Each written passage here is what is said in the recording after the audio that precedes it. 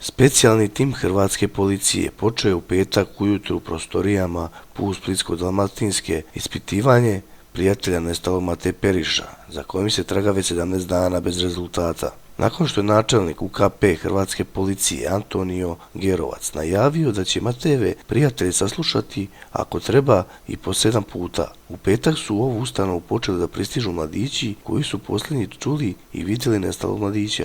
Kako prenosi Slobodna Dalmacija, saslušanja ovih mladića počela su tek sada, jer su po povratku iz Srbije bili pozitivni na koronavirus. Oni se ispituju u svojstvu građana radi davanja obaveštenja, a kako je već prerečeno, ni na koji način se ne dovode u vezu s Matejevim nestankom. Svi su oni poligrafski testirani i prošli su detektor laži, ali sasvim je moguće da i nakon ispitivanja u Splitu budu podvrgnuti istom testu prenose. Paralelno sa tim, beogradska policija nastavlja da istražuje sve okolnosti nestanka Mateje Periša. Juče 17. dan pretrage za njim nastavili su da pretražuju rečna korita i obalu. Nekoliko dana ranije policija je saslušala izvjesnu Mariju S., Splićanku, koja se, kako se sumnja, posljednja čula sa nestalim mladićem. Mediji prenose da je ova devojka policije rekla da Mateja nije čula od buke, te i da on navodno koristi opijate. Analiza njenog telefona ukazala je i da je nju Periš kobne noći zvao čak 2 puta.